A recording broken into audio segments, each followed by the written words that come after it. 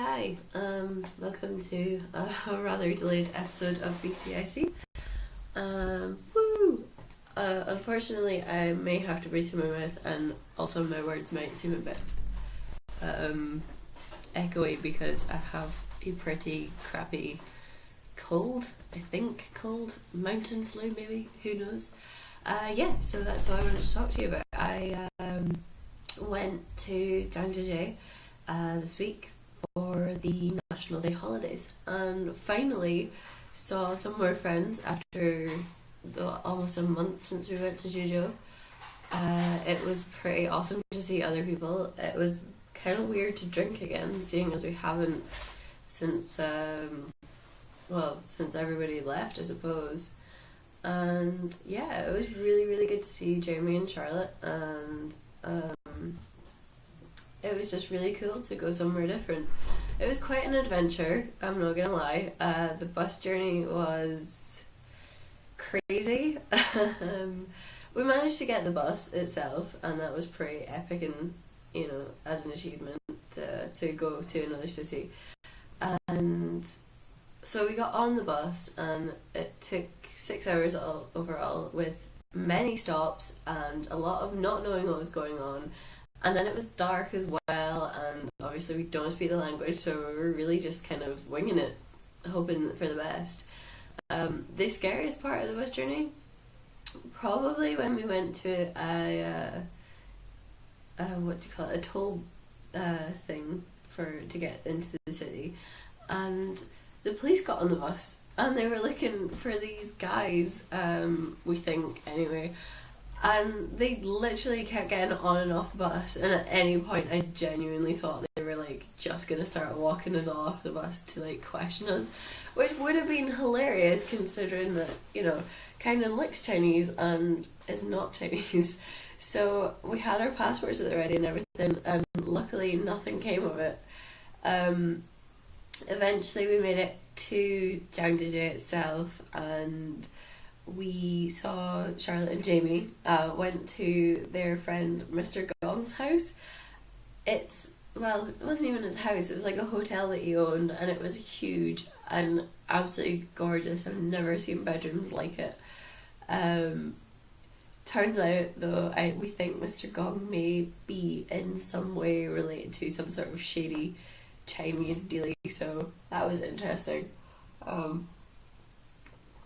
Got drunk with Mr. Gong. He was constantly asking if we were happy, and then he took us to KTV, which was interesting.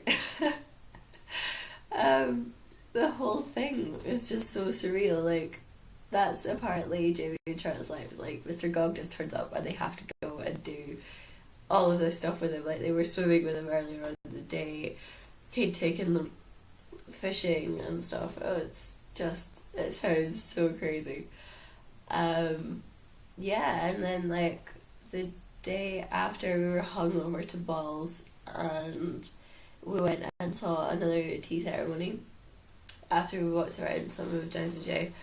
And then we went, Jamie and Charlotte went and cleaned themselves up because they were just feeling so much rougher than Ken and me.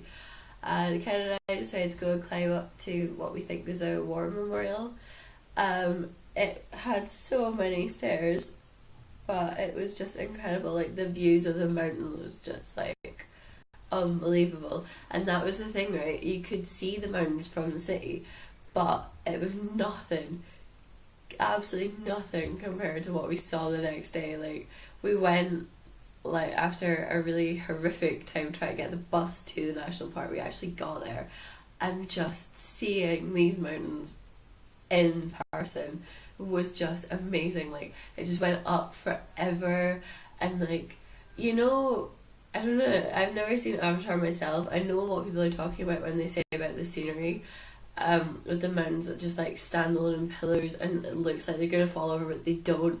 It's so much better to see it in the flesh. It's just crazy. There are these gravity defying towers with little tiny bits holding up these massive bits on top. It was just insane, undeniably insane.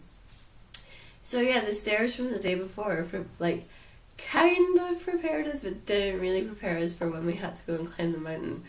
And we kind of wandered around on the ground level for a little bit, and then we got to walking and we found a stairway, so we were like, okay, right, let's go up here.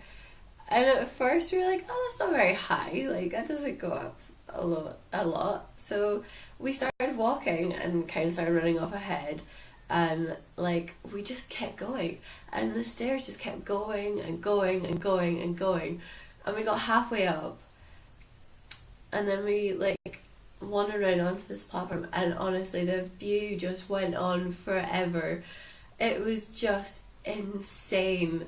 So we were standing underneath this giant rock face on this balcony with like the flimsiest looking barrier you could even imagine, and it was just incredible to look out and see these mountains and just the shadows of more and more mountains off into the distance. It was just, I can't even explain to someone like how undeniably amazing it was. And we just kept climbing up and up and up more stairs. No barriers on the stairs, so there's like these sheer drops all the way down through trees, and like monkeys just like swinging about, or little spiders crawling everywhere. It was just incredible, like absolutely incredible. And with every viewing platform we got to, it just looked more and more insane. Like, you know, like literally these pillars were being held up by like the tiniest little bits with like the hugest rocks on top of them. It was just batshit, like absolute batshit. And we were gonna keep going, and we wanted to try and like walk to the other side. Oh, how naive we were. Honestly, the park is huge. We only managed to like cover what we think was maybe like an eighth of it. It was so big. So we're gonna have to go back and like do things like the cable cars and like the glass elevator, and then like see the glass viewing platforms and stuff as well, because it just has to be done. Like, you know, we're gonna have to maybe go and camp in the park so we can see more of it. But yeah, I just wanted to tell you guys about that, and also so you know that I'm still alive after not put a video up for a few days. So yeah. I will see you soon, probably with more news about weird adventures. Okay, bye.